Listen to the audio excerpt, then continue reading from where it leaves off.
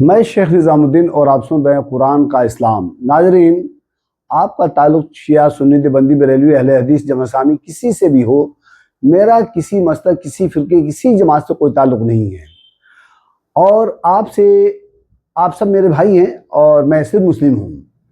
البتہ آپ سے گزارش یہ ہے کہ اگر آپ کو خالص دین کی تلاش ہے، دین حق کی، اور خالص اسلام کی تلاش ہے، کھوج ہے، اگر آپ کو چاہتے ہیں تو یاد رکھیے آپ کو اپنے تمام مسلکوں کو، فرقوں کو اور گروہوں کو، جماعتوں کو چھوڑنا ہوگا۔ یہی آپ کے لیے لا الہ ہے۔ جب تک کہ آپ یہ نہیں کریں لا الہ نہیں ہے کوئی الہ، یہ بھی الہ بن چکا ہے، یہ بھی الہ بن چکا ہے، آپ کو احساس نہ ہو، لیکن قرآن سورہ 30/32 کلو حزب بما لدیہم فرحون، ہر گروہ کے پاس جو کچھ ہے اس میں مگن ہے یا نہیں؟ کوئی اپنے گروہ کو چھوڑنا نہیں چاہتا ہے، اسے معبود بنا چکا ہے۔ لا الہ میں پتھروں کو چھوڑنا، پتھروں کی مورتیوں کو چھوڑنا نہیں ہے، بلکہ اپنے معبود جسے ہم نے بنا رکھا ہے، پوجنیہ بنا رکھا ہے، اسے چھوڑیں گے۔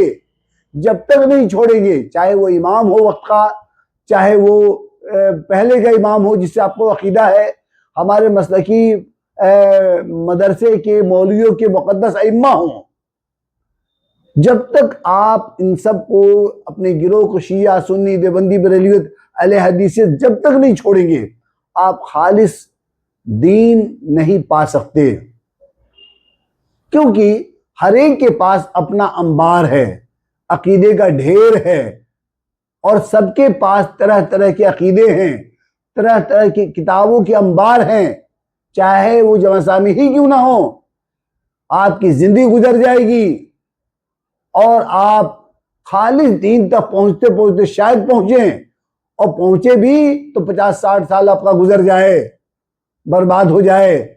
لہٰذا آپ اس سے باہر آئیے، یہی ہے لا الہ الا اللہ، تب ملے گا۔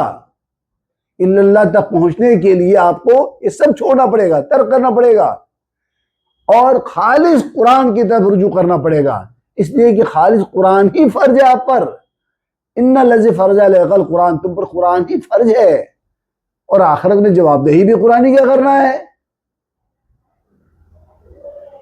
یا قرآن فرماتا ہے، قرآن میں ہے سورہ فرقان آیت نمبر 30 میں کہ وقال رسول یا ربی انی قوم اتخذوا ھذا القرآن مہجورا، اے میرے رب، میری قوم نے قرآن چھوڑ رکھا تھا، یعنی قرآن ہی کا سوال ہونا ہے۔ کسی بھی کتاب، کسی سنت، کسی حدیث، کسی کے تعلق سے کوئی سوال نہیں ہونا ہے۔ تو لہٰذا اسی کے ساتھ قرآن کیا کہتا ہے؟ سورہ انعام میں صاف صاف کہا جا رہا ہے 159 میں کہ اے رسول، جن لوگوں نے اپنے دین کا ٹکڑا ٹکڑا کر ڈالا اور اپنے اور گروہ در گروہ ہو گئے، شیعہ ہو گئے، تو ایسے لوگوں سے آپ کا کوئی تعلق نہیں، معاذ اللہ۔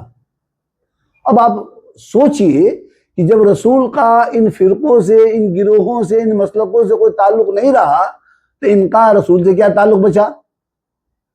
لہٰذا آپ کا تعلق قرآن سے ہونا چاہیے۔ دین اسلام، خالص اسلام قرآن میں موجود ہے۔